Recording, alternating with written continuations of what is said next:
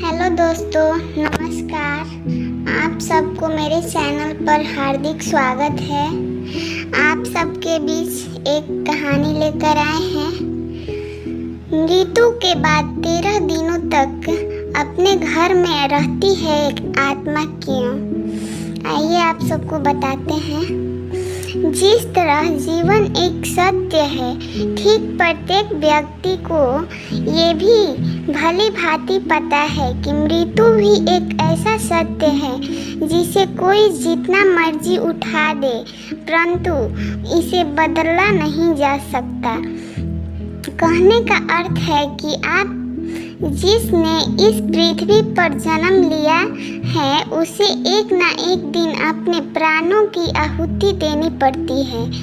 इस बारे में हमसे बहुत से लोग ने कई बार अपने बड़े बुजुर्गों से कहते हुए सुना होगा कि मृत्यु के बाद मनुष्य शरीर की आत्मा 13 दिनों तक अपने घर में रहती है। मगर ऐसा क्यों? इस बारे में क्या किसी ने सोचा है? अगर नहीं तो चलिए आज आपको इससे संबंधित जानकारी बताते हैं और जानते हैं कि आखिर क्यों मृतक शरीर की आत्मा 13 दिनों तक अपने घर में भटकती रहती है। साथ ही ये भी बताएंगे कि 13 दिनों तक मृतक के नाम का पिंडदान क्यों किया जाता है। बता दें कि गरुड़ पुराण में इस बारे में विस्तार से बताया गया है। गरुड़ पुराण में बताया गया है कि जब किसी व्यक्ति की मृत्यु होती है तो यमराज के यमदूत उसे अपने साथ यमलोक ले जाते हैं।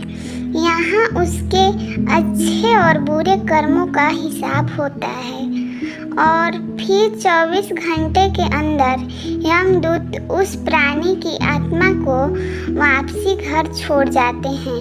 यमदूत के द्वारा आत्मा को वापसी छोड़ जाने के बाद मृतक की आत्मा अपने परिजनों के बीच भटकती है और अपने परिजनों को पुकारती है, लेकिन उसकी आवाज़ को कोई नहीं सुन पाता।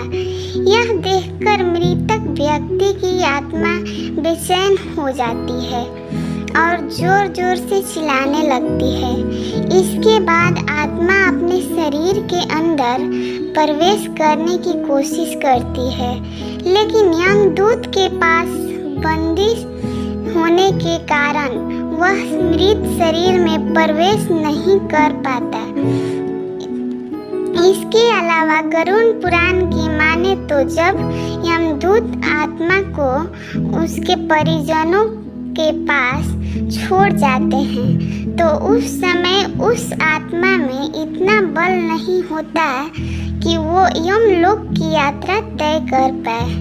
गरुड़ पुराण के अनुसार किसी भी मनुष्य के मृत्यु के बाद जो 10 दिनों तक काम किया जाता है उसे मृतक आत्मा के विभिन्न अंगों की रचना होती है और जो 11वें और 12वें दिन पिंडदान किया जाता है उससे मृतक आत्मा रूपी शरीर का मांस और त्वचा का निर्माण होता है।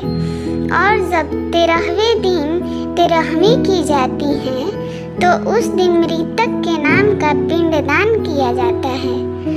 उसी से ही वो यमलोक की यात्रा तय करते हैं, अर्थात मृत्यु के बाद मृतक के नाम का जो पिंडदान किया जाता है उसी से ही आत्मा को मृत लोक से यमलोक तक यात्रा करने का बल मिलता है। इसलिए ही गरुड़ पुराण में बताया गया है जबकि मनुष्य की मृत्यु हो जाती है तो उसकी आत्मा 13 दिनों तक अपने परिजनों के पास घर में भटकती रहती है और उसके बाद आत्मा मृत लोक से यमलोक की ओर निकल पड़ती है, जिसे पूरा करने के लिए उसे 12 महीने यानी 1 साल का वक्त लगता है। इतना ही नहीं, मान्यता के अनुसार 13 दिनों तक मृतक के नाम का किया गया पिंडदान उसके 1 वर्ष के भोजन के समान होता है। इसके अलावा बता दें, अक्सर लोगों के मन में ये सवाल भी जरूर आता है कि अगर किसी मृतक व्यक्ति के नाम का पिंडदान नहीं किया गया तो क्या होता है। तो दोस्तों, आपको बता दें कि इसका भी वर्णन गरुड़ पुराण में किया गया है। जी हाँ, इस मृतक व्यक्ति का पिंडदान नहीं किया जाता। यमदूत उसे 13वें दिन जबरदस्ती खींचते हुए यमलोक की ओर ले जाते हैं और मृतक व्यक्ति की आत्मा को इस दौरान काफी कष्ट उठाना पड़ता है। इसलिए हिंदू धर्म में मनुष्य की मृत्यु के बाद 13 दिनों तक पिंडदान करना आवश्यक माना जाता है। इसके अलावा आपको बता दें कि 13वें दिन परिजनों के द्वारा मृतक व्यक्ति के नाम का जो भोजन करवाया जाता है, अगर वह कर्ज लेकर किया जाए तो मृत व्यक्ति की आत्मा को शांति नहीं मिलती। इतना ही नहीं, गरुड़ पुराण में यह भी बताया गया है कि जो व्यक्ति जीवित रहते हुए अच्छे कर्म करता है, मृत्यु के बाद उसकी आत्मा को यात्रा के दौरान यमदूत को कष्ट नहीं देते और व्यक्ति बुरे कर्म करते हैं, उसकी आत्मा को यमदूत यात्रा के दौरान कई कठिनाइयां देते हैं और कष्ट भी भोगना पड़ता है।